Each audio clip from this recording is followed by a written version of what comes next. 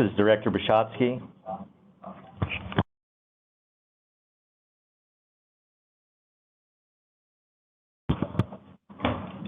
I'd like to call to order this meeting of the Governor's Water Augmentation, Innovation, and Conservation Council. Please be reminded that this meeting is now being recorded.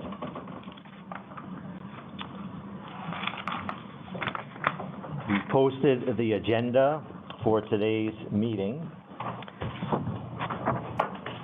You should notice that the order of this agenda is slightly changed from the agenda that we posted. I think the agenda items are the same. I've been called to the governor's office for a meeting today, and we'll need to leave at 11:15. That is why I've chosen to reorder the agenda, try to get through as much of this as I possibly can that I want to be here in person for. Carol Ward's going to take over for me once I leave at 11:15. But before we move to introductions, I'll ask Jenna and Norris to briefly review the webinar logistics. Jenna? Good morning. Thanks everybody for joining us today. If everyone on the call can please be sure to mute yourself when you are not speaking. And if you are not a member of the council, we do ask that you also keep your video turned off. If members of the council would like to speak, please type your name in the chat box, and we will call on you in the order that your name appears and ask you to unmute and speak. You may also type your questions and comments in the chat if you prefer. Please do send those messages in the chat to everyone so that we don't overlook them. We ask that members of the public do not speak or submit comments unless invited to do so. As the chair stated, this meeting and the conversations in the chat are being recorded, and that recording will be posted to our website within 1 to 2 business days. Finally, if anybody, council member or member of the public experiences any technical difficulties, please call the ADWR help desk at 602-771-844, or you can email tickets at azwater.gov. Thank you for your attention. Thanks, Jenna. Again, welcome to this meeting of the Governor's Water Augmentation, Innovation, and Conservation Council. I'm Tom Bishotsky, DWR Director and Council Chair. I've got a whole bunch of DWR staff with me here today. I'm not going to go through them one by one, try to save time and move us forward. I will recognize that in the room with us, however, from the Governor's Office is Buchanan Davis, Natural Resources Policy Advisor. I'll now ask Jenna to call the roll for the council alphabetically. Please be prepared to unmute yourself and acknowledge your presence. Go ahead, Jenna. Okay. Bass Aha. That's it. Director Lisa Atkins.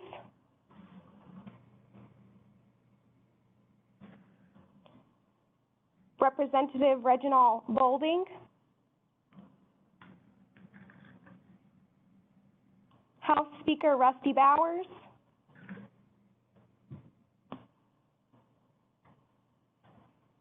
David Brown.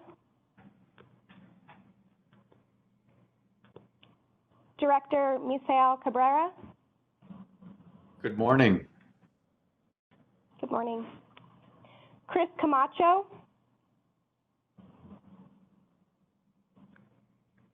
Ted Cook. Present. Maria Dadgar. Good morning. Morning. Henry Day.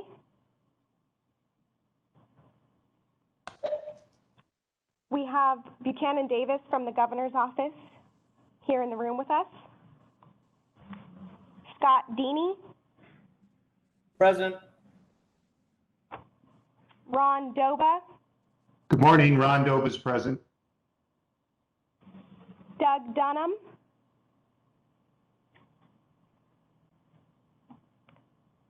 Sandy Favorites. This is Rusty Bowers. Thank you, Speaker. Kathleen Ferris. Hello. Kathleen Ferris.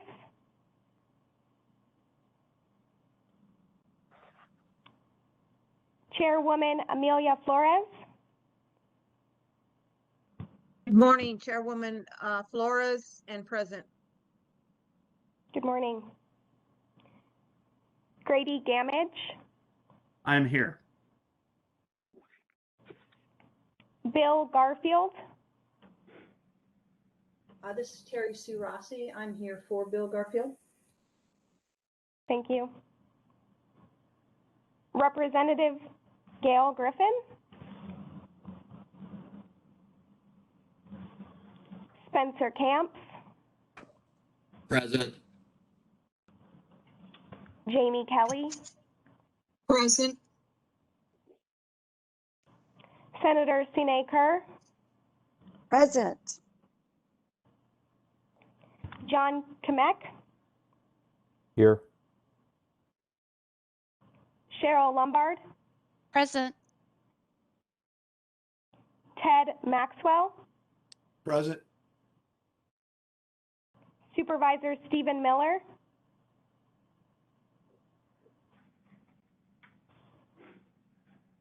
Wade Noble.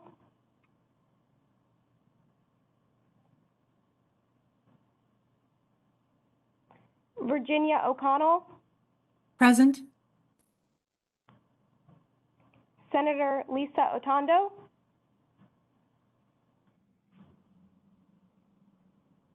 Sarah Porter.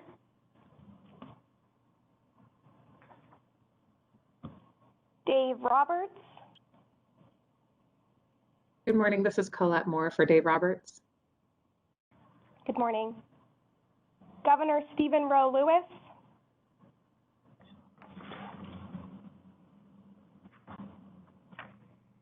Kevin Rogers.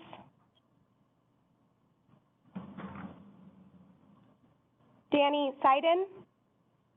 Good morning. Courtney Coolidge for Danny Seiden. Thank you. Stephanie Smallhouse. Present. Mark Smith. Present. Craig Sullivan.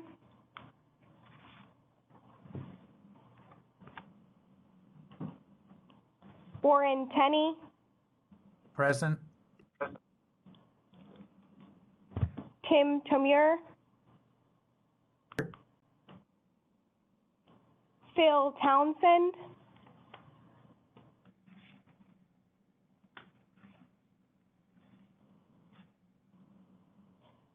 Chris Udall. Here. Jay Wetton.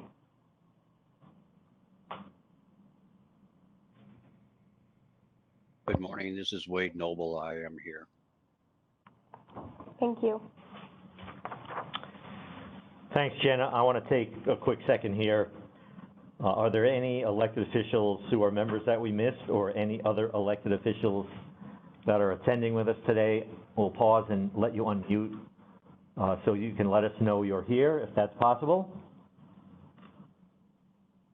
Good morning, Joanna Mendoza Bowers. from Representative Tom O'Halloran's office. Thank you. Anyone else? Rusty Bowers. Yes, Speaker Bowers, welcome. Representative Ben Bryce. Do we have Representative Ben Bryce?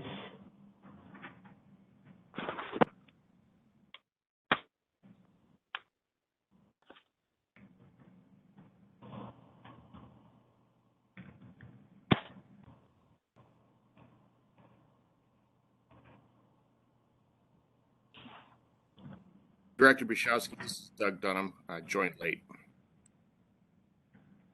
Hi, Doug. So we had quite a few members who did not respond to the roll call, so I'll also, again, pause if there are members who got on late who were not able to respond during the roll call. I'll give you a second to do so as well. This is Sandy Favorites.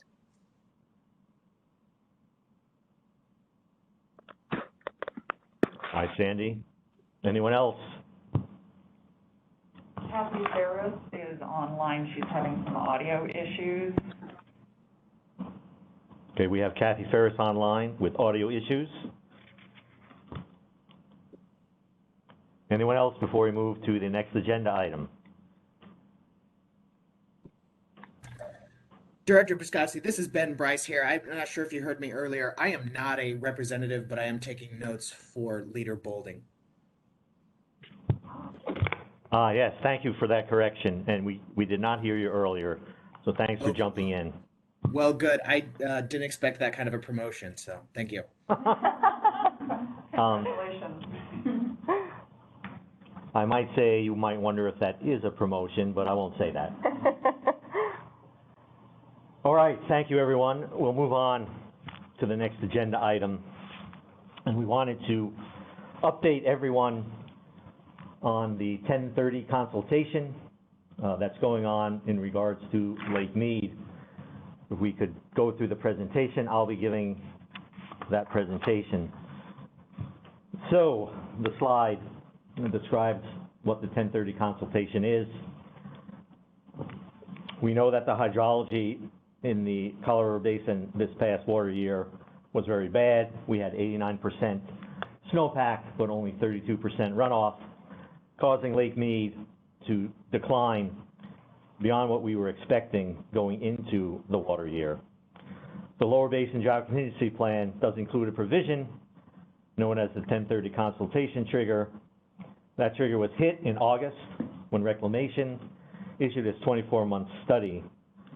And the consultation provision states, if any 24-month study for the minimum probable inflow projects that Lake Mead will be at or below elevation 1030 anytime within the succeeding 2 years, the Secretary and the lower division states shall consult and determine what additional measures will be taken, essentially to protect elevation 1020.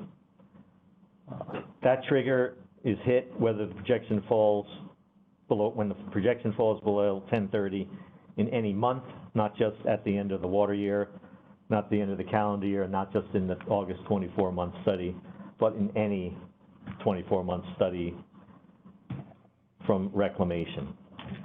That adaptive management provision was included to protect against Lake Mead falling below that critical elevation of elevation 1020. Because of the inverted pyramid shape of the reservoir, as you lose elevation, the volume drops faster and faster. And that trigger was set at 1030 so that the lower basin states and reclamations could take additional proactive actions early on, because if you wait too long, it becomes even more difficult to protect the lake. So next slide. Conversations have been taking place among the 3 lower basin states since August. On a November 5th webinar that Reclamation hosted, and on a November 9th roundtable that CAP hosted, we announced that the states have developed a plan to conserve an additional 500,000 acre-feet in Lake Mead for 2022 and 2023, and we'll be working to secure that additional volume for 2024, 2025, and 2026. So next slide. I wanted to start, though, with what we call the rainbow slide. This slide is a historical representation of the conservation that has been done, largely starting in 2014, but there were some before 2014. Conservation in Lake Mead that was done by Arizona, California, Nevada, Mexico, and the federal government. And you can see, if you look on the right-hand side of the slide, that right now we have 65 feet of water in Lake Mead that we otherwise would not have. With all these conservation efforts and with the drought contingency plan, tier 0 reductions as well. So without the efforts that we started way back when, almost a decade ago, the lake would be in much worse shape. We'd likely already be in tier 2. And of course, right now we're still in tier 0. At tier 2, we lose almost 600,000 acre-feet of water for the state of Arizona. So these efforts have really paid dividends. And it shows that through things like intentionally created surplus, system conservation, the Mexico Water Reserve, which is Mexico's conservation in Lake Mead, and other activities, we can actually make a difference in Lake Mead.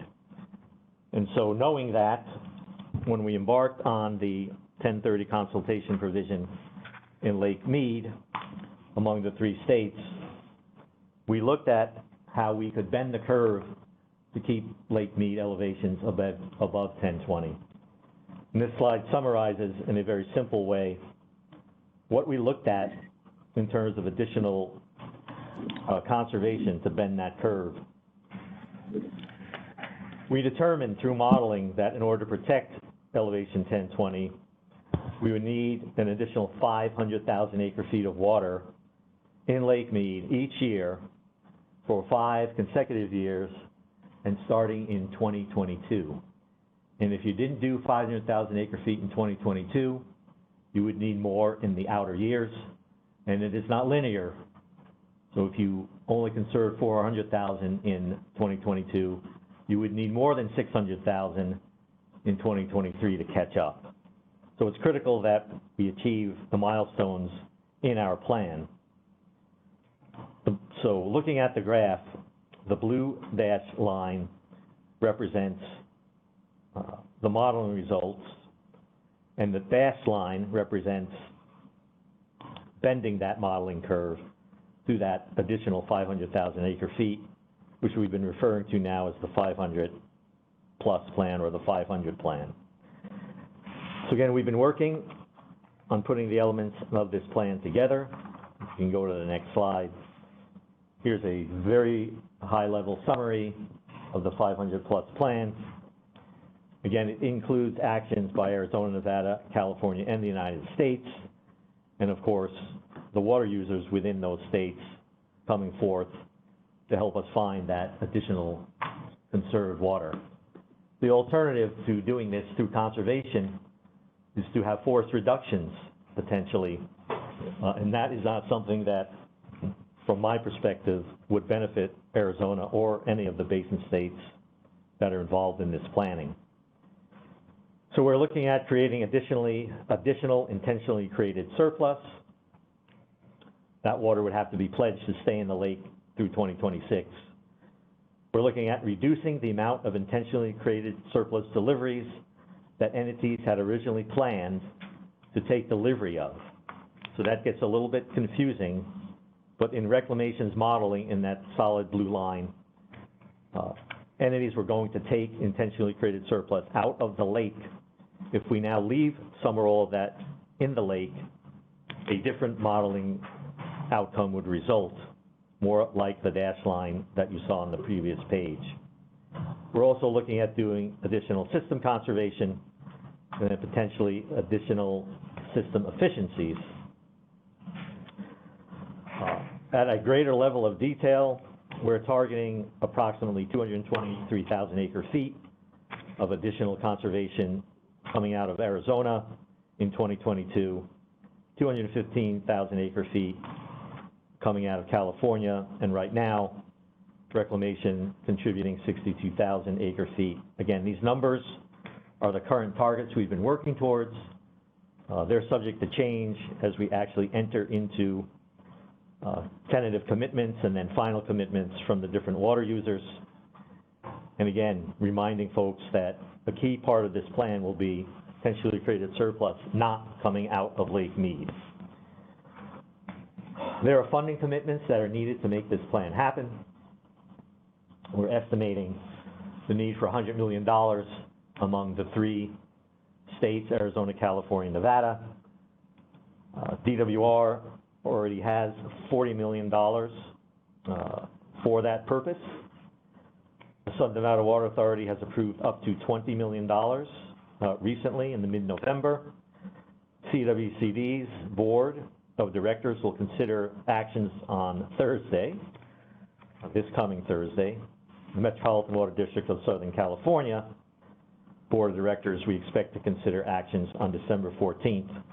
kind of at the start of the Colorado River Water Users Confab up in Las Vegas. And of course, the United States and the states have been having discussions regarding funding by the United States in the infrastructure bill and elsewhere in legislation that's already passed in Washington, D.C. There are various funding sources that the Bureau of Reclamation potentially can use for these purposes. So going to the next slide. There are 4 guiding principles for the 500-plus plan that we've been looking at, and that is the water savings or the water conservation needs to be voluntary, temporary, compensated, and of course, the water needs to be kept in Lake Mead. At this time, we have interest expressed for approximately 30,000 acre-feet from Arizona's on-river ag community and approximately 193,000 acre-feet from various CAP water users, including both tribal and non-tribal water users within CAP. Again, nothing has been signed formally yet, but we're working on these agreements. And we mentioned the board actions earlier as well. Reclamation will include conservation volumes in its modeling when they are certain, when there are signed agreements in place. And some of that may not happen into the spring of 2022 for some of these supplies. The key is to have this water in Reclamation's model, at least by the August 24-month 2022 study, so we can see the impacts of bending the modeling curve in that study, which then sets operating parameters for the following water year and calendar year.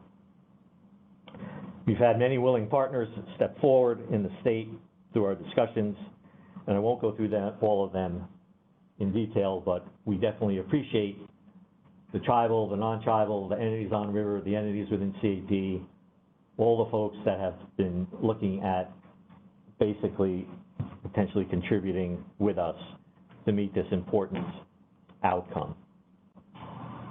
On Thursday, the CWC Board of Directors will be considering a memorandum of understanding to facilitate near-term actions necessary to maintain the elevation of water in Lake Mead.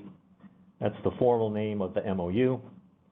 Again, SNWA, Southern Nevada Water Authority's board, has already approved the signing of that MOU by their general manager, and MET will be considering that action on December 14th.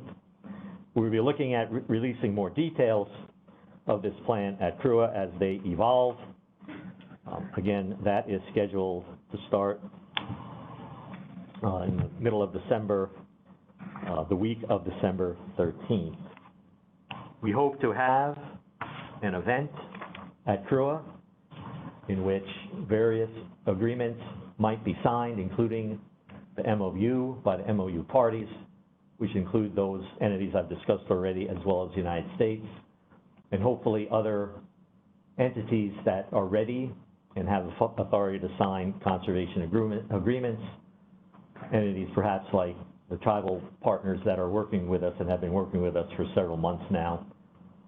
So hopefully those of you attending CRUA will be able to witness that signing. We're working on an event potentially for that signing ceremony at CRUA. The details are still being worked out, and all the participants are still being worked out. And we're trying to close that loop with the federal government in short order here. So there'll be an announcement at the start of CRUA regarding the signing of those materials in that event. So those of you attending CRUA, be sure to both attend the Arizona Caucus Breakfast, where we'll talk about this, and also the opening speech by the president of CRUA, John Ensminger from the Southern Nevada Water Authority. And we look forward to seeing many of you at CRUA in person. In a lot of ways, this might be the first time we've seen some of you in person at that event. So with that, I will pause for questions from members of the council or comments from members of the council. And you can unmute yourself, is that correct? Yes. So I'll pause a second if anyone would like to ask a question or comment, members of the council.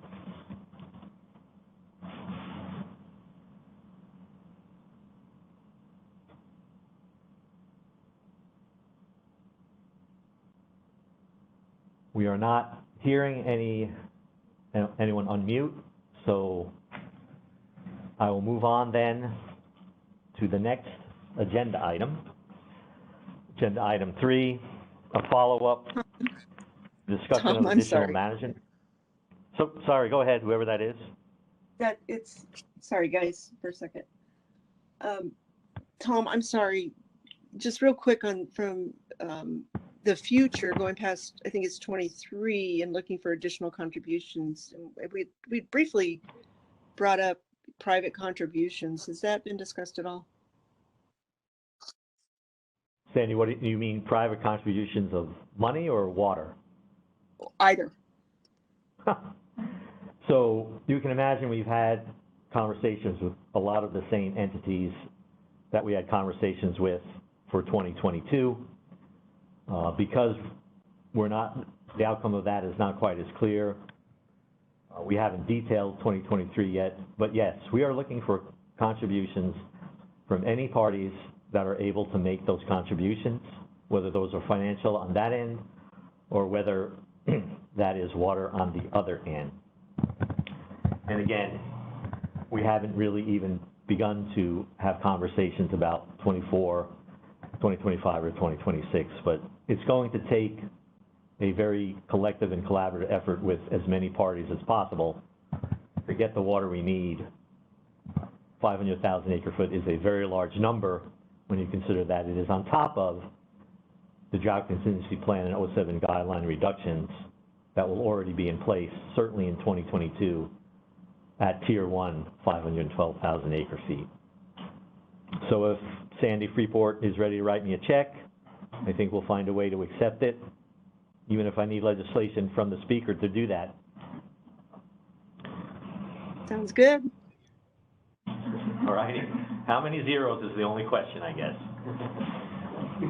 I do appreciate the question, Sandy, and appreciate all that Freeport has done in regards to Colorado River, and especially in our mitigation plan for DCP.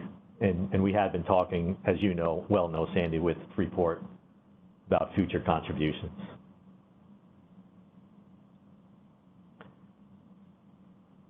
Nothing else in the chat. So we're hearing and seeing nothing. Now we'll move on to item 3, a follow-up to discussion of additional management periods.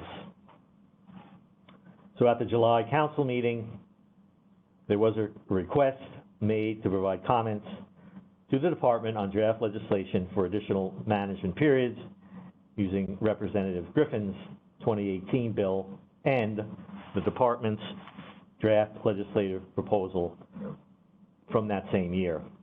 Again, we revisited the topic at the last council meeting and shared with you that there have been no comments submitted to date, and that remains true as of this time as well. We have continued to discuss draft legislation with Representative Griffin.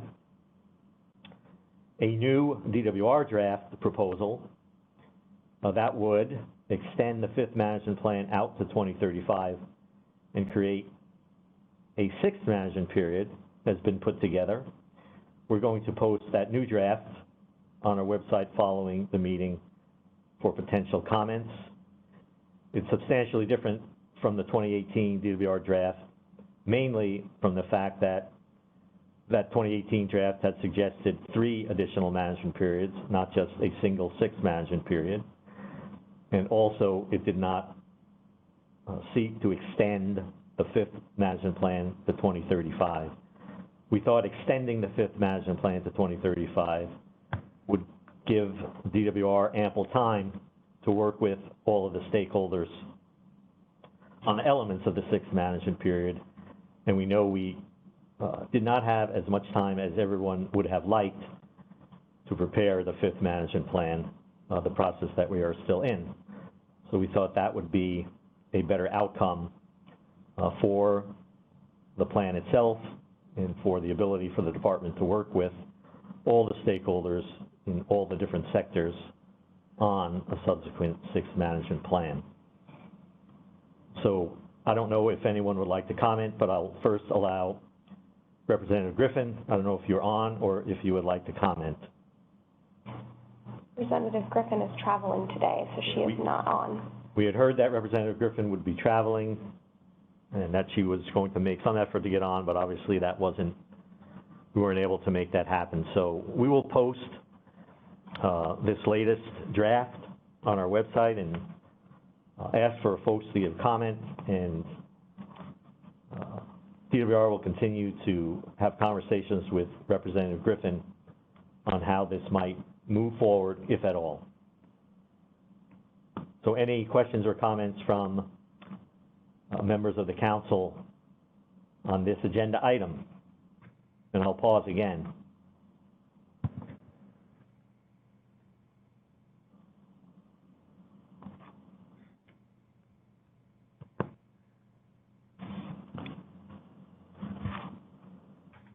All right, hearing none, we'll move on then to agenda item 4, committee updates. The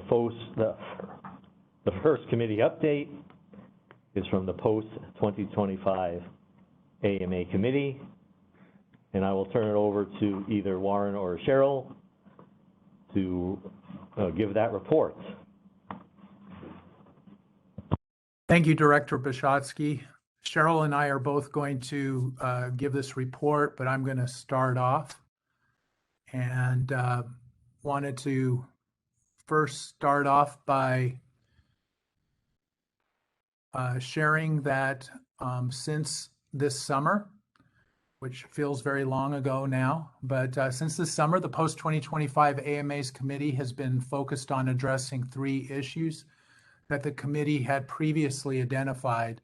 And those 3 issues are unreplenished groundwater withdrawals, groundwater in the Assured Water Supply Program, and hydrologic disconnect.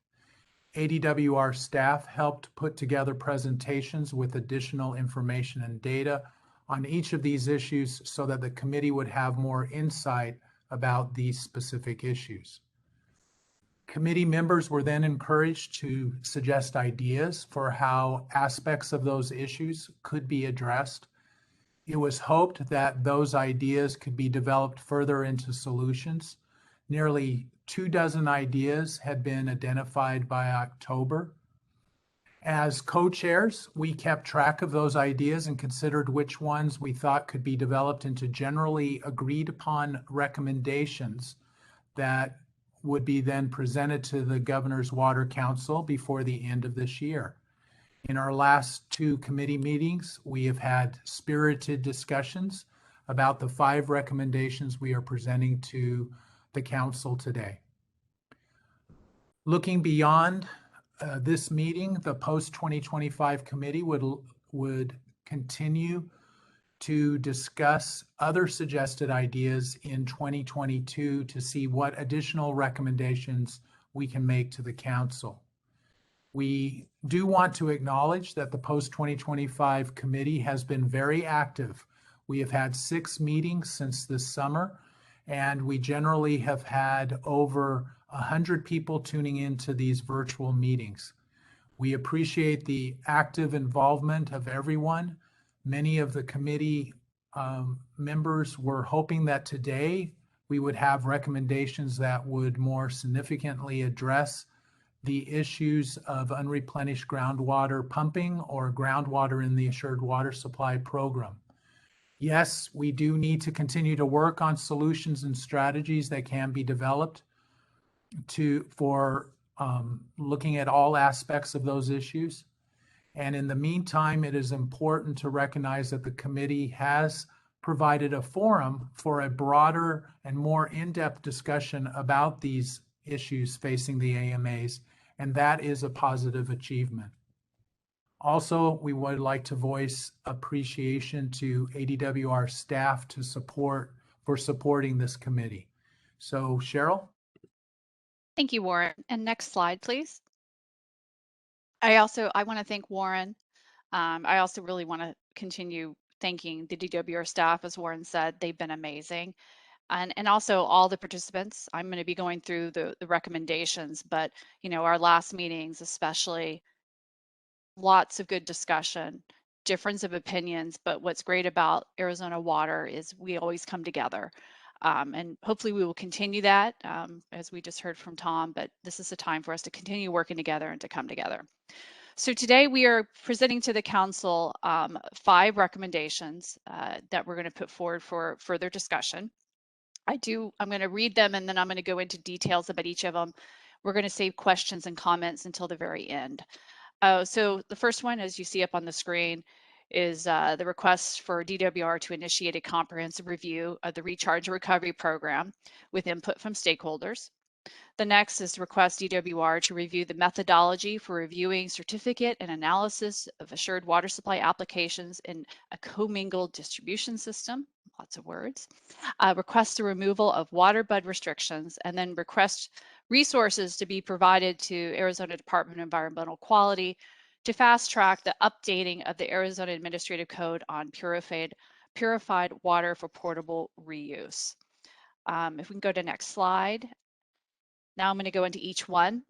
Again, we had very hearty discussions on each of these. This first one especially is something that we heard at every meeting, and we are putting it forward with the Recharge and Recovery Program. Many of you issued concerns about the Recharge and Recovery Program, different points of view, but we heard them. Some of those included specific suggestions to make it easier to permit recharge facilities by changing unreasonable harm standard, make it easier to recover by improving the area of impact policy, improve DWR's recharge program modeling procedures, increase the quote unquote cut to the aquifer when recovery and replenishment is taking place in a separate sub-basin from where it's stored, review the interface between the recharge program and the assured water supply program to identify any potential improvements. Also, it has been acknowledged, and I want to continue to acknowledge DWR staff. They have already started to address some of those issues I just listed. So rather than developing a proposal before the end of the year, it was concluded by us that the best approach is just to request the department to look at these suggestions holistically and do a comprehensive review of its recharge and recovery program, and then solicit stakeholder input. The next is an issue, quote unquote, commingling, as I like to call it, came up again, many of our different presentations. The issue of volumetric accounting for commingled water systems was raised, I think, every meeting. An applicant for a certificate or analysis relying on water delivered through the provider's commingled system must demonstrate physical availability of any groundwater delivered through the system, even if the applicant or water provider brings a new non-groundwater supply to the system. This is due to the fact, absent a written agreement to the contrary, the water provider would not be required to deliver the non-groundwater supply only to the proposed subdivision if there was shortage on the groundwater delivered through that system. Lots of words, but basically it's really making sure that at a commingling system, nobody is harmed and left holding the bag. Stakeholders express the overall need to have some flexibility on this problem. And at our last meeting, the department did a full legal presentation on this matter from their perspective and put forward a concept, which we appreciate them doing that. But we felt from that concept, it still needs further discussion. So we want to encourage that the department continues with its concept and has further stakeholder meetings, and Warren and I are happy to facilitate that. Next slide. And I'll turn it over to you, Warren. Thank you. So these next 3 are that the first one is that the committee members raised many times the need for new water supplies for the AMAs. So to acknowledge the importance of augmentation, we are requesting the Long-Term Water Augmentation Committee to further discuss Arizona's approach to augmentation. The next one is in regards to repealing waterbud, which was raised many times by committee members. Current statutes prevent the accrual of long-term storage credits for certain entities that are pumping groundwater. Proponents of removing waterbud contend that it would allow certain entities to put to use their CAP allocations to accrue long-term storage credits and also buy such credits. So the committee is requesting the removal of waterbud restrictions. And finally, along with the idea about augmentation and the importance of augmentation, committee members thought it was important to make sure all water resources can be fully utilized in an effort to avoid groundwater pumping.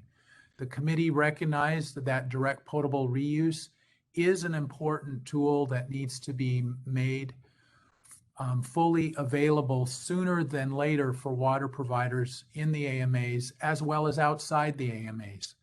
Therefore, we are requesting that resources be provided to the Department of Environmental Quality to help them fast track the updating of the Arizona Administrative Code on purified water for potable reuse. So next slide. Here again is the full list of the recommendations for the committee at this time. Again, we want to emphasize that there is much more work that needs to be done to address groundwater issues in the AMAs. So we hope that next year we will be bringing additional recommendations to the Water Council. At this point, I'm glad to turn it back to Director Bishotsky.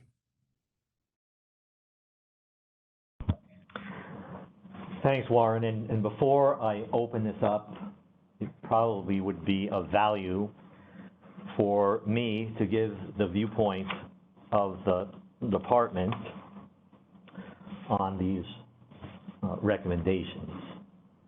So first, I'll say regarding the request to review the recharge and recovery program, the department has, for the last couple of years, spurred in part by the process we're using to create the fifth management plan, been looking at this program. We've made some changes already that we think help the water users in this program. We are certainly willing to have further discussion about additional changes, but everyone needs to remember that one of the big requirements of this program is not to have increasingly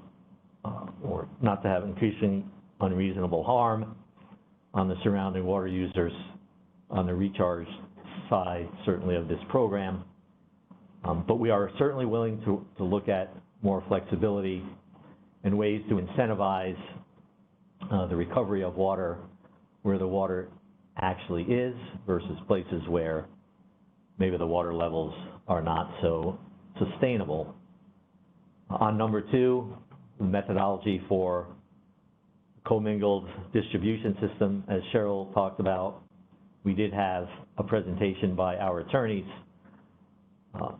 that in part reiterated the requirements of the Assured Water Supply Program, but also specifically addressed the commingled issue. And so I'll just go through a couple of bullet points, and Cheryl summarized it pretty well when she said that no one should be left holding the bag, and that really is the nut, that a new subdivision that might be getting this new non-groundwater supply delivered to it, we want to make sure that that subdivision in the future, if there's some shortage for the water provider's total water supplies, that shortage doesn't result in that subdivision having its water supplies cut. Because if that's the outcome from changing the commingled policy, then that subdivision, in my opinion, never had an assured water supply for 100 years in the first place.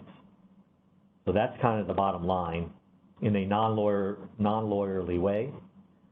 But I will go through some of these talking points on the commingled system that have been written by my lawyers, because the details really do matter in this program, as we've talked about so many times. So, first, currently an applicant for a certificate or analysis relying on water delivered through a provider's commingled system must demonstrate the physical availability of any groundwater delivered through the system, even if the applicant or water provider brings a new non-groundwater supply into the system. DWR proposes to allow an applicant to avoid the requirement to demonstrate physical availability of groundwater in a commingled system if the applicant, 1, brings in sufficient new supply to serve the development for 100 years, enters into an exclusivity agreement that can be legally and physically enforced, and 3, the arrangement will not reduce the replenishment obligations of CAGRD member lands. And then, without an exclusivity agreement, the water provider would not be required to deliver the new supply only to the proposed subdivision if there was a shortage of groundwater delivered through the system. Without an exclusivity agreement, homeowners in the new subdivision would not have an assured water supply because they would bear the risks of groundwater shortage that's designed to be avoided by the assured water supply program. So that is what we discussed in the group in terms of a proposal to allow some more flexibility for these commingled distribution systems. We're certainly willing to have further discussions, but again, keeping in mind that we will analyze any further proposals, again, in how they impact consumer protection aspects of the assured water supply program, something that we made clear for many years now, and including in the legislative hearings that were held in the fall of 2019, and in regards to standing up the Pinal stakeholder group meetings. So we'll move on then to the Long-Term Water Augmentation Committee. And of course, we'd like to see the committee further discuss augmentation, since that's what its role is. But not to be facetious, again, the Drought Mitigation Fund, its financial status, and its charge for the board is something that I think is really important, and perhaps discussions in the Long-Term Water Augmentation Committee regarding how to better utilize that process are warranted in that committee, as well as other items that they might raise. And I think last time we talked about potentially the groundwater mounds in the Yuma area. We've been looking at enhanced aquifer recharge through that committee and elsewhere. So certainly that work needs to continue. Regarding the removal of water bud restrictions, the department for many years has been supportive of the removal of those restrictions. There have been some stakeholder concerns raised over the years, including during the discussions of the Drought Contingency Plan Steering Committee. So again, from the perspective of the department, if the stakeholders are satisfied with the resolution of the issues they've raised over the years, we continue to be supportive of removing the water bud restrictions, but of course that takes legislative action. And lastly, I'll really let Buchanan Davis address the last request, especially about resources for DEQ regarding fast-tracking the direct potable reuse rules. And then I'm sure Misael Cabrera would like to weigh in as well, but I'll turn it over to Buchanan first. Yeah, I'll just say that recognize that this is an important tool moving forward, and have conversations with ADEQ, and Director Cabrera can jump in, but we realize that the biggest impediment is just resources and also a timing. Make sure that we are properly messaging this. It can be sensitive in and around these issues, and so we are actively having those conversations. I just say ADEQ has been more than willing to go down that road, although with the recognition that we just need to have a conversation about the resources that it would take, and also just a plan as far as timing. And so those conversations are happening, and Director Cabrera, you could add on if you wanted to. Yeah, so the one thing that I'd like to add to that, Buck, is that we removed a prohibition in rule that prevented direct potable reuse. So in the state of Arizona today, direct potable reuse is allowed. So the best way for me to describe it is that we have not written rules on how to do direct potable reuse. And those rules would be labor intensive and expertise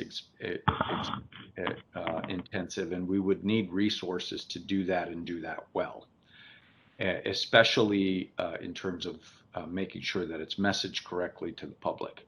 But there is no exclusion in the state of Arizona, and we will consider any project that's given to us. So the best analogy I can give to folks is that while we have not printed a cookbook for direct potable reuse, we are and will evaluate any viable recipe that folks want to bring to us, and we have approved those projects.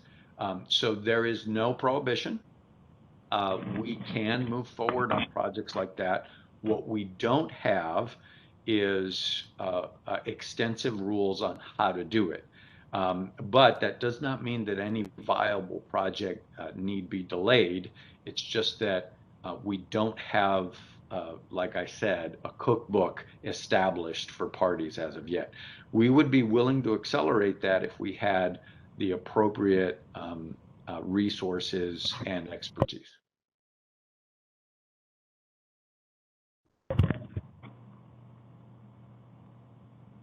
Anything else, Misael? Not from me, but if there's any other questions, I'm happy to answer. All right, thanks. Thanks, Misael. So we did have one question from Bass about WaterBud. So Bass, take it away. Yeah, thank you, Tom. Actually, two questions. One was, how do you view, in light of the projected levels for meat going out to 2026, what impact repeal of WaterBud might have on those? So Bass, the water that's under contract that might be restricted because of WaterBud from being put underground, unless we purposely conserve it where it gets cut through the reductions required by DCP and the 07 guidelines, is going to come out of Lake Mead in priority for filling the water orders for those who have a right to use it, right? So from that perspective, I don't think there's going to be any direct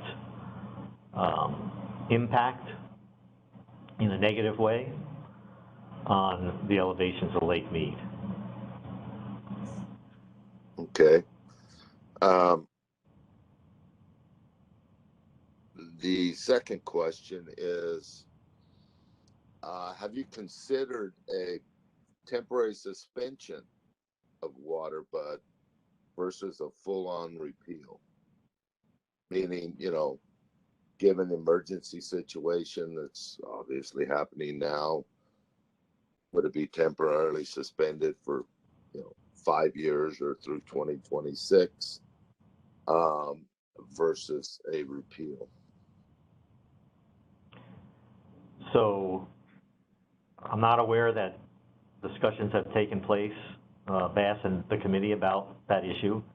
I don't think that DWR over the years, when it's looked at this or had stakeholder meetings, we've considered that.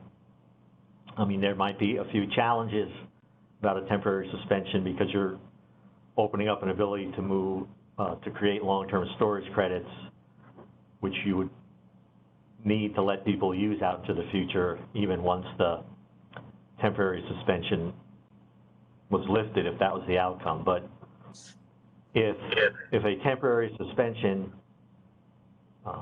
would create a situation where we could test the impacts of removing water bud in a way that might lead to more information about whether water bud should be permanently repealed, that might be something to consider as having value, at least in my mind, Bass. Thank you. Just a comment.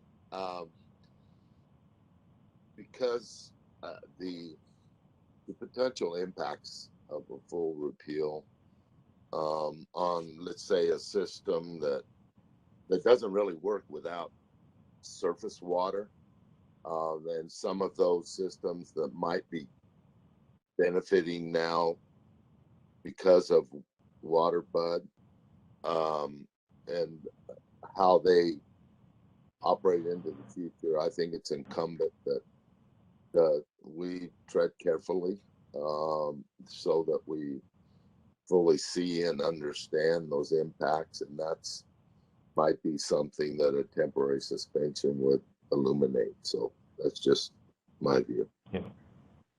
And Bass, we've certainly heard over the years the concerns, especially about impacts on the agricultural pool for CAP that might be created by the removal of water bud, and I think largely that's what you're talking about, and it's certainly something that we talked about a lot in the steering committee, and there were probably desires at that point to remove water bud, and we pushed it off, obviously, because of the impacts that were already occurring from DCP to the ag pool. But I think your point is well taken, and it should be something that's being considered. And at this point, the department is not on a track to propose any kind of legislation. But if legislation does surface in the legislature, I guess we the department will then assess where we'll end up formally on such legislation. Hope that helps, Bass. Does. Thank you, Tom. That's all I. Anyone else on that issue or any of the other recommendations that are being made to the council? Be interested to hear comments on any of those bullets. I do think we put the DEQ potable reuse to bed, however, but on any of the other four.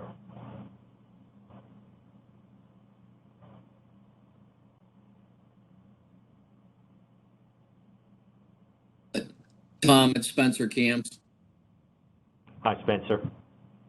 I didn't want the conversation to end without us mentioning our concerns about the water deal. I've been open about it through the 2025 process, and we kind of share the concerns about assessing all the appropriate information to understand the full impacts of the repeal. Thanks, Spencer. Warren, I see your name popping up. Yes, thank you. I just wanted to add again that in the conversations in the committee, the having resources for DEQ so that effort of putting together the administrative rules fast-tracked. In those conversations and elsewhere, it's been recognized that, yes, there is not a prohibition right now, but having those rules in place coming from the state makes it a lot easier for water providers to pursue that option. And so and pursue direct potable reuse. And so I just want to voice again appreciation and that the governor's office is looking at that, and that there is a willingness to work on that, because I think that having that, as was said, cookbook in place just will make it a lot easier than if for individual water providers trying to accomplish it. The other thing I just wanted to comment on is, the post-2025 committee has worked to and identified a number of issues and challenges that are facing the AMAs. And, based on your presentation earlier about the Colorado River, there feels to be even a more sense of urgency that because there's going to be less Colorado River water, that means there's going to be more and more pressure put on groundwater. And it's going to be all the more important that the management of our groundwater remains robust and effective as we face uncertainty about the Colorado River. And so, in reference to what you had noted earlier about the additional management plans, in addition to that, we need to make sure that we continue to take a good look at the management tools that ADWR has to make sure that we are being as effective and efficient in protecting this really important finite resource that we have here in the state. Thanks. Thanks, Warren. And I'll just add, as we've talked before, about the need for those issues that are in front of your committee and the ones you just brought up to be looked at in a holistic way. That also, in my mind, includes the near-term and long-term augmentation possibilities. It all needs to fit together in a way that it works for the benefit of the state and for the current and future sustainability of the water supplies for the state. So that's a huge task to put all that together in one box, but I don't think you can parse out any of the pieces and really analyze them and move forward without keeping in mind that it all does have to fit together holistically in a way that we can move forward. So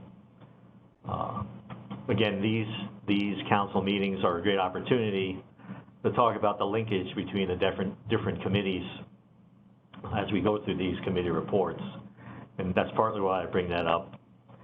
And I would suggest too that anytime any of the committee chairs see a need to have joint committee meetings to better make these things fit together or better discuss them holistically, I would suggest that you might consider doing so, especially with all the work that's already been done, and there's a lot of detail out there in all of the different committees. So with that, any other council members want to comment on any of the recommendations that are up on the screen? Kathy Ferris would like to comment, and Cheryl Lombard after that. All right, Kathy, go ahead. Great, thank you very much.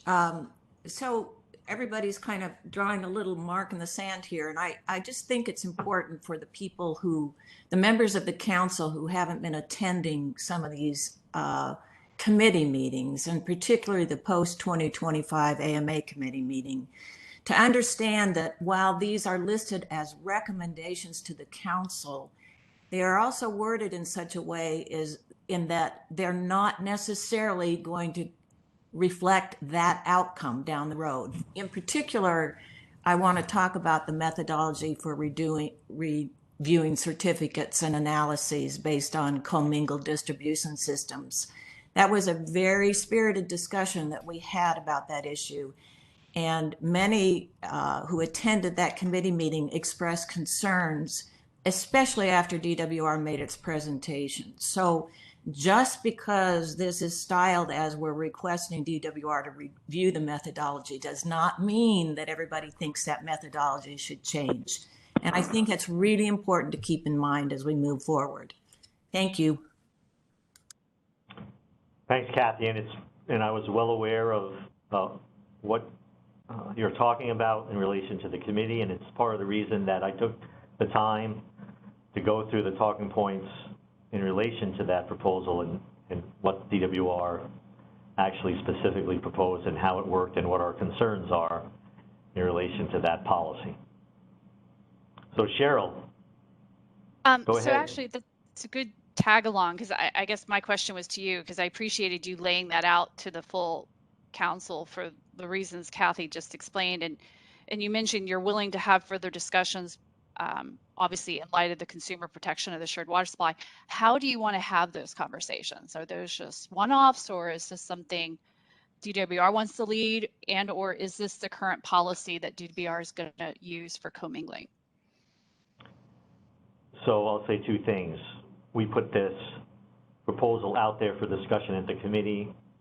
I think we can continue, and I'd like to get feedback through the committee folks if there's additional feedback to be made on the specific proposal that was outlined by DWR.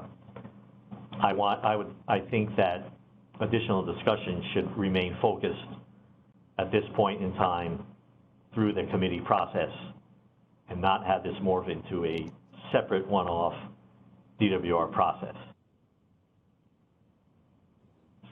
I think that way we will have the greatest likelihood for the greatest amount of participation, since we have this process established and folks know where they can go to find it, so to speak, in this committee.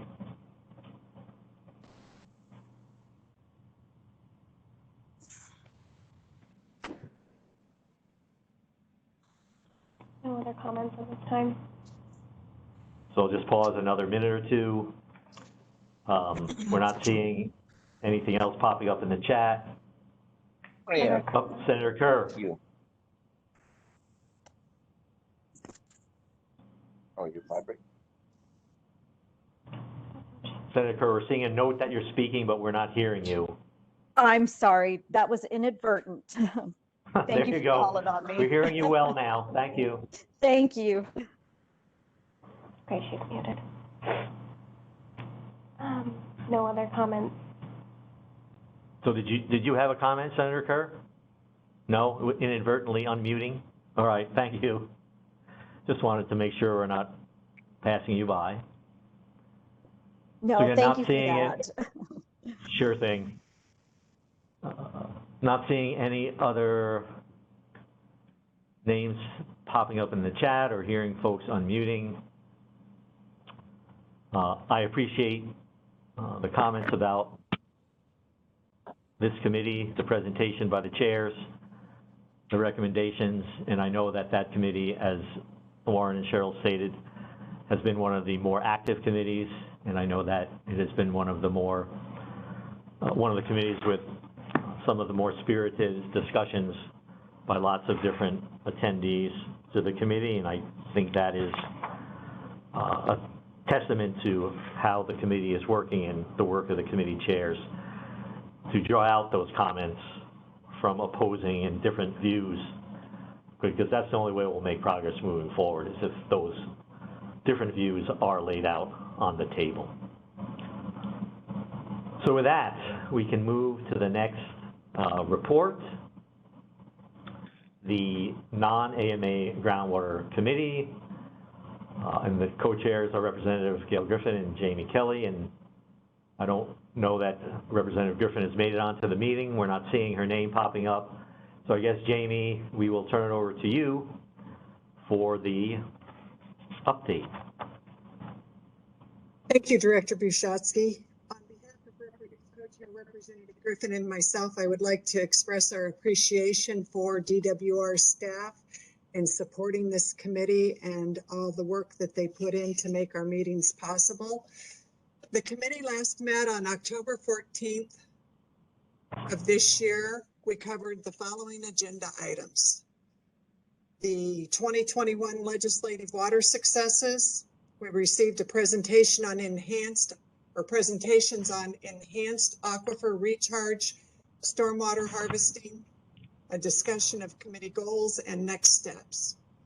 Representative Griffin started the meeting by sharing a summary of her 2021 legislative accomplishments for water, including $160 million to the Drought Mitigation Revolving Fund, $40 million to the Water Supply Development Revolving Fund, and additional appropriations to the Arizona Water Protection Fund, DWR, and over $100 million to the Department of Forestry and Fire Management for wildfire mitigation and emergency response efforts. Keith Nelson, ADWR Senior Research Hydrologist, and Nick Hunt, Senior Civil Engineer and Retired Director of Development Services for Mojave County, shared a presentation on enhanced recharge. Keith recapped the presentation he gave to the Long-Term Augmentation Committee in August, and Nick presented an overview of Mojave County's stormwater infiltration program, sharing the methodology used to evaluate the feasibility of the potential projects and summarizing many of the constructed and planned projects in Mojave County. A major takeaway of both presentations was that without enhanced and targeted recharge in arid environments, immense amounts of precipitation from large storm events is lost to evapotranspiration, with citing an estimated average of 95% across the state, with some areas averaging up to 98% lost to evapotranspiration. The committee then discussed and revisited committee goals. I, along with several committee participants, stated we would like to have further discussions on water management strategies such as INAs, RMAs, and subsequent AMAs at the next meeting. Councilmember Kathy Ferris proposed forming a subcommittee to explore these topics to keep the conversation moving along. Councilmember Senator Lisa Otondo and Ron Doba supported this suggestion, as well as other committee participants. Councilmember Spencer Camps was not in support of the subcommittee. The formation of the subcommittee may be revisited at a future meeting. Finally, Co-Chair Representative Griffin shared that she would create a list of voluntary options to address water conservation and availability across the state. I would anticipate that recharge will be a part of that list compiled by Representative Griffin, and suggest perhaps it may be, recharge may be an ideal topic for two of the council subcommittees to hold a joint committee with, because the long-term augmentation committee has been looked at that issue. The committee's next meeting will be Thursday, January 6th of 2022 at 1 p.m. An agenda will be shared closer to the meeting date. Thank you.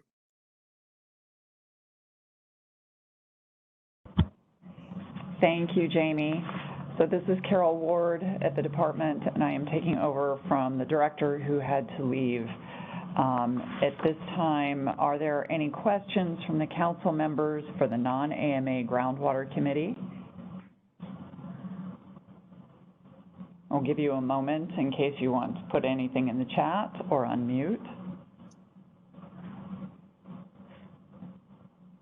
And Jamie, I want to thank you for your suggestion. It would make sense, I think, to have joint meetings of those two committees, rather, to discuss that topic. We're not seeing any comments in the chat or hearing anyone unmute. So thank you, Jamie, for your report. At this time, we will move on to the Long-Term Water Augmentation Committee and receive a report from Chairman Wade Noble. Good morning, Wade. Are you on the line? Good morning. Thank you. If you would proceed. The slide is up. The Long-Term Water Augmentation Committee has not met since even before the last council meeting. However, we do have a meeting scheduled for Thursday, January 13th of the next year at 10 a.m. This will be a virtual meeting. Links will be shared as soon as they become available. At this time, we do not have an agenda, but as we get closer, we will prepare an agenda and send it out. And I keep saying we, that really means that ADWR will help us out on that, as they always have. Next slide. Again, we repeat some of the subcommittee outcomes that we've had. We had our storage site out subcommittee, and it produced a report, a guide to selecting underground water storage and/or aquifer augmentation sites. The link is there. We encourage you to look at it if you're considering additional projects for underground storage or aquifer augmentation. We, a long time ago, it seems, had some great reports on projects that are already in place in the state. Others are obviously being planned, but this is something well worthwhile. In addition, we are beginning work on a somewhat daunting task of a plan to implement augmentation on a statewide basis. This is going to be a serious effort at bringing in as much as we possibly can, collaborating with those who are in place, obviously working together with the various committees of the council so that we can cover as much as possible. At this point, it will be the major topic of our meeting in January. We expect to bring to the council a list of ideas for implementation and get direction from the council as to where we start and go forward. We recognize that there will be a lot of different things that we can look at, and we'll have to prioritize them. It is our goal not only to provide planning for these efforts, but planning that will include how you pay for the things, because that always seems to be almost a major hurdle, but we'll look into that and see where we can go from there. We will include discussions of a state water project, an idea whose time might have come, and see what we want to do in that particular area. We'll also look at regulations and statutes concerning certain things. It was good to hear from the director on direct recharge today.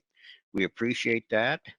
That doesn't sound like an area that we're going to get into, but we certainly encourage DEQ to get on that and get us some cookbooks, as Misael put it, on how you get that done.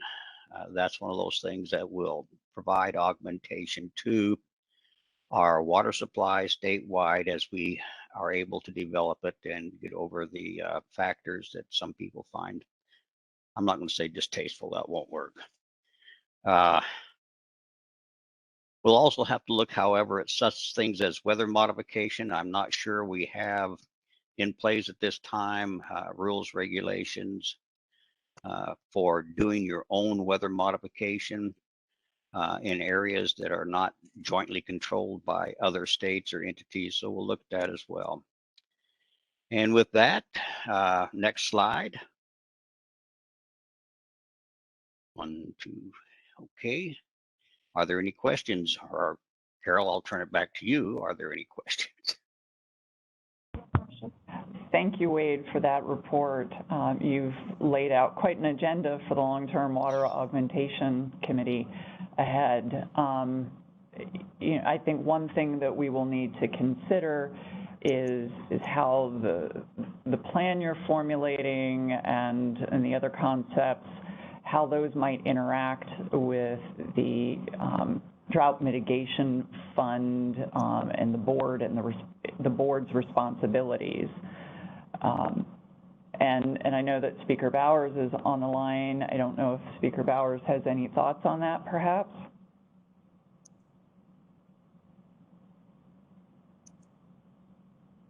Okay. Can you hear me? Yes, we can. Thank you. Speaker Bowers, go ahead. Well, if we're talking about augmentation. Was that the question? Any thoughts on current projects or plans ahead? Yeah, how the Long-Term Water Augmentation Committee, as Wade's discussing, developing a plan for statewide augmentation through the Long-Term Water Augmentation Committee and a number of other augmentation concepts. And I just said that perhaps we may need to consider how this would interact with the Drought Mitigation Fund Board and its responsibilities, and wondering if you might have any thoughts on that. Thank you. I foresee the more discussion, the better between the two committees, and many of those people, well, I should say some of them at least are the same people, but what the the long-term augmentation committee's goals are becoming more, I want to use the word possible. There are activities occurring and enterprises making themselves known where they want to make long-term water supplies available from outside of the state, and then also the augmentation and reuse inside. So as we get the drought mitigation group, and Wade has been kind with a little stick to try to inspire the completion of that. But I just see that we could work out reporting back and forth between us and then to this committee and others, to this commission and others, of progress as we go. I would like to say that we are going to move forward with another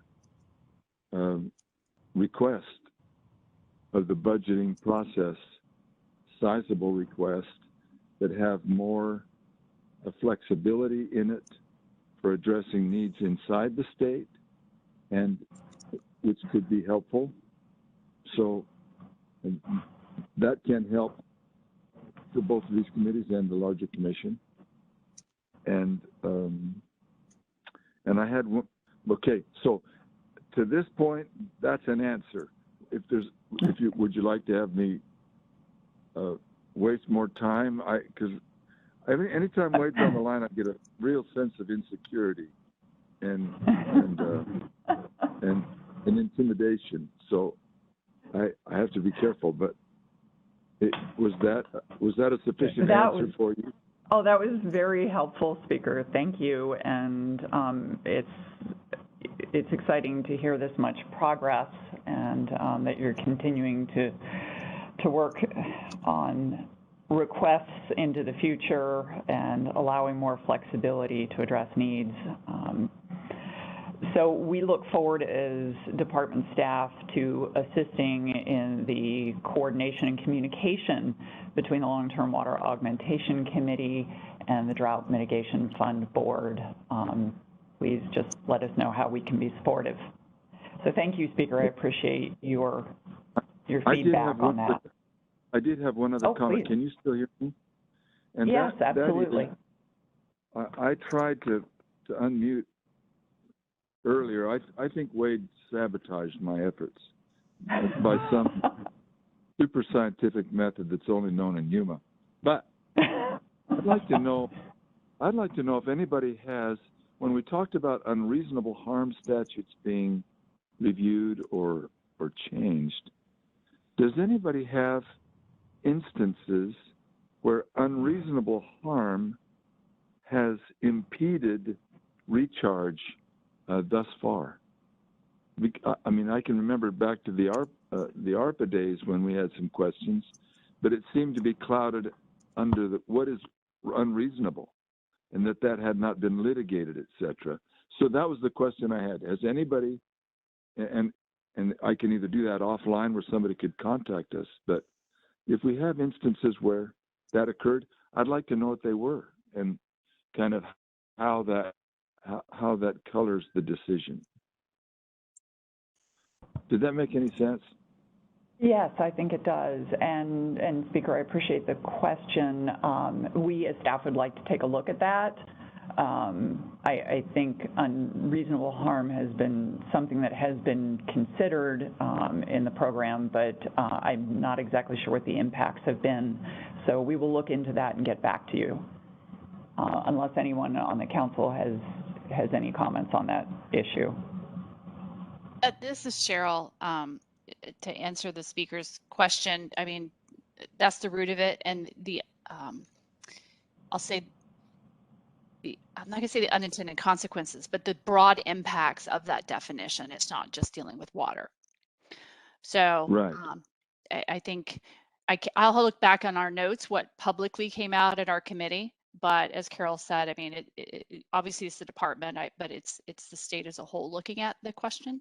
But I'll get you answers from at least the committee perspective. All right, thank you.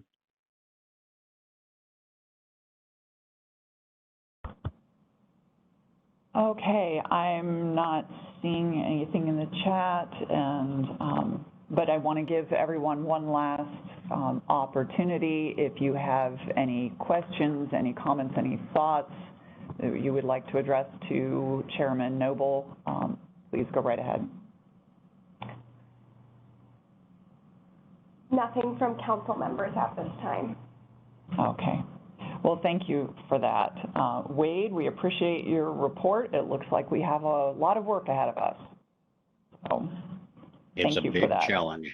Carol, it's going to be a huge challenge. This is something that we're going to get back to the council as soon as possible, but it may not be comprehensive when we come the first time.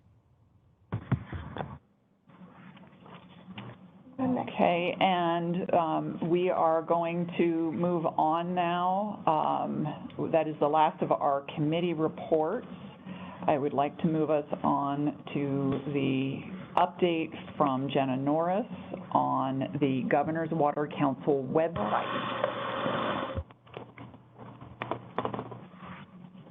Good morning, everybody. So I'm going to take you through our new and improved website. Something I noticed when I started as council coordinator earlier this year was that it was quite hard for folks to find some of the materials on our website. So with that in mind, over the past few months, myself and our very talented web developer, Casey Ontiveros, have worked together to redesign and really simplify our website with the hopes that it makes it easier for council members and members of the public to find materials. So the first tab, Council Overview, has largely remained the same.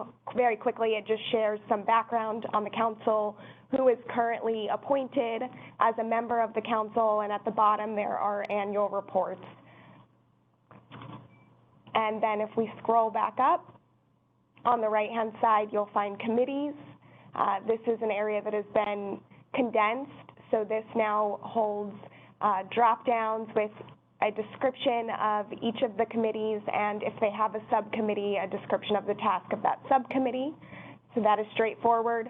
And these next two pages is what I hope folks will find helpful. So if we scroll back up, we now have a documents page. This houses all documents produced by the council and its committees, and it is designed so that anybody could easily find anything that they're looking for. So there, up at the top is a drop-down which serves as a filter. So let's say that we are interested in what documents the Desalination Committee has produced. You would hit that committee, click Apply, and there are some of the outcomes of that committee listed here. Of course, that function serves the same for all of the committees and subcommittees. If we reset, and if, let's say that there was a particular item that you were looking for example, say you wanted to see the annual report for the council, you could type in the keyword, click Apply, and it would come up as well. I'm working to make sure everything is on here.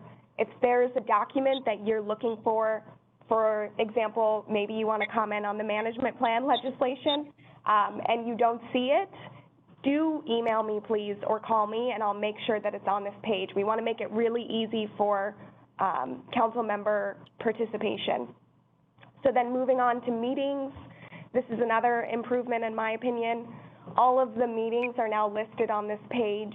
You'll see it shows upcoming meetings, so then you can join the meeting from that link. So these are meetings, of course, that have not yet occurred. And then if there's an agenda posted or any other meeting files, presentations, that would be on here as well. And then if you scroll down, these are all of the previous meetings of the councils and committees with their recordings linked. So again, if you ever want to go back and revisit, say, the last post-2025 AMAs committee, that meeting recording is right there, and you could click on committee meeting video.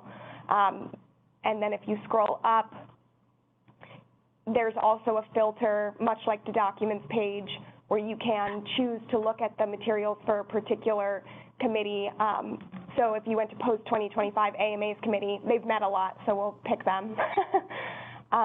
You'll see all of their past meetings with their videos, agendas, presentations, etc.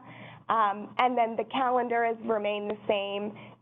It's just a way to look at what meetings are coming up in a month. So you can always click on the calendar link here as well. And that will also bring you up any login information or agenda. And then, there's the contact us page, which is pretty self-explanatory. So that's a quick rundown of the, hopefully, what you see as the new and improved website. This is redesigned to make it more user-friendly for you all. So as you're going through this, if something comes up that you think would make it easier for you to access materials, or you have ideas to improve it, send those to me and we can work with Casey. He's very talented and quick at implementing changes. So let me know what you think. Hopefully it makes it easier for everybody to find all of our various meetings. And that's it. You can go back to the presentation. Thanks everyone. Thank you, Jenna, for that update and for all the hard work that you and Casey have put into updating the website. I have found it considerably easier to navigate and find the items that I need. I'm regularly on here. I hope that it is as useful for all of you on the council and all of the stakeholders who are involved in the many committees and subcommittees. At this point, as we've been years into the work of the council, there is a lot of information on this site. So this should prove a definite improvement over what we had before. Thank you for that. Does anybody have any questions for Jenna before we move from this topic? I'm seeing a number of thank yous and looks good and appreciation on the website. So thank you all for that. Not seeing any questions though. Nope, okay.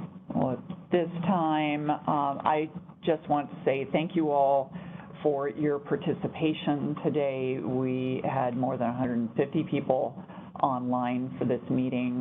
The feedback that you have provided to us has been very helpful.